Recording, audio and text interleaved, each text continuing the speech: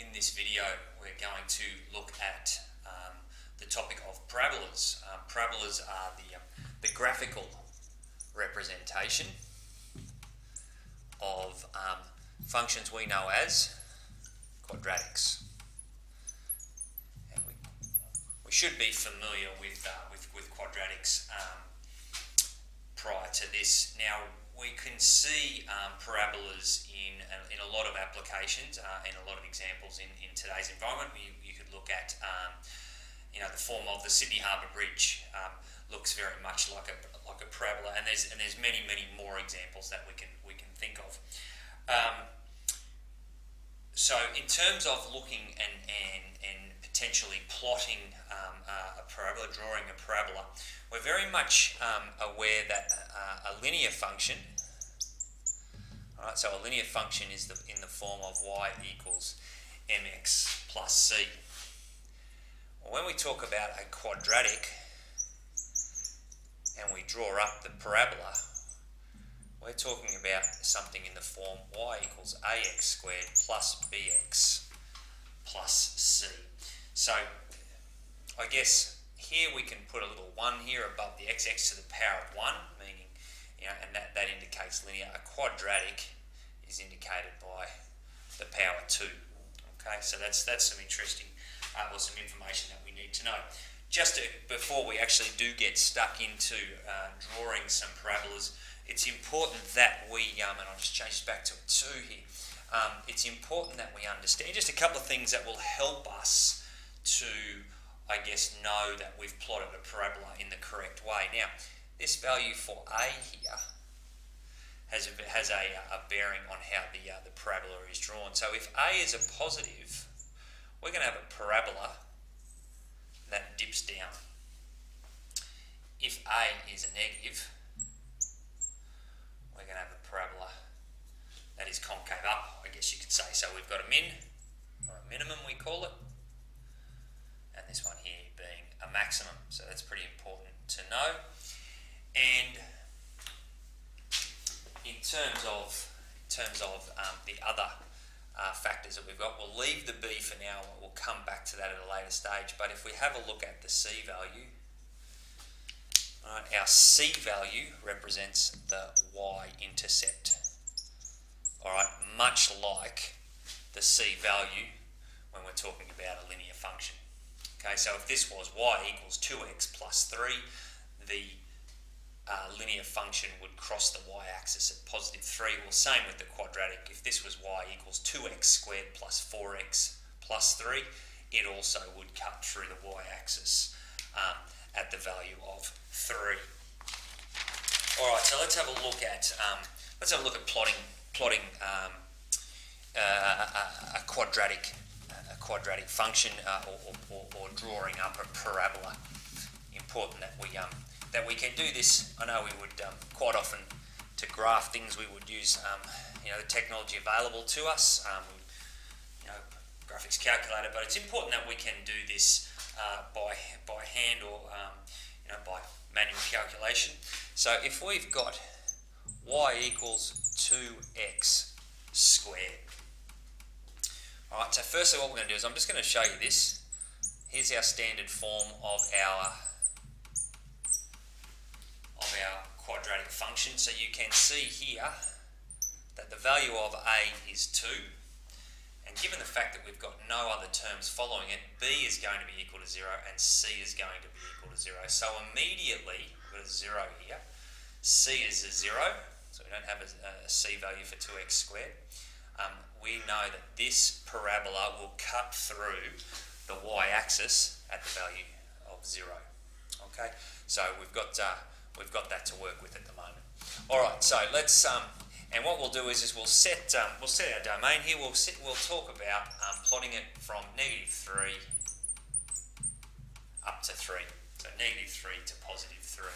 So what we would normally do with our values there, just draw up a table, and we would put those. So we'd put our x and our y in, and then we would simply put -3, -2, -1, 0, 1, 2, and we'll put a 3 on the end there. Wasn't drawn that's okay, 1, 2 and 3. And all we do is we simply, to find out our y value, we would substitute our value of minus 3, or our value for x, into our x. So what I'm going to do is I'm just going to do this one manually here. So y is going to be equal to 2 times x squared. X is negative 3. Now, be careful here. Put a bracket around it because the squared applies to not just the 3 but the negative 3. So 2 times negative 3 by negative 3 is 9. So 2 by 9 is 18. And now what we can do is we can go through now and just fill in our table, and we would end up with coordinates for each of these ones. Now, what I'm going to do here is I'm going to go over this side. I'm going to do 3. So over this side, so y equals 2 times, and we've got 3 squared. And you could put a bracket around it. There's no need to, but you could put a bracket around that. Okay. So that's a 3 squared. I'm making a bit of a mess there. Let me just do that again quickly. Y equals 2 times 3 squared. And again, you'll come up with 2 by 9, which is 18. So funnily enough, we've got an 18 over here as well. Now, if you go through all of your calculations for each one, let's put negative 2 in. We would end up with 2 times negative 2 squared, so that's 2 times 4. So we're going to end up with 8.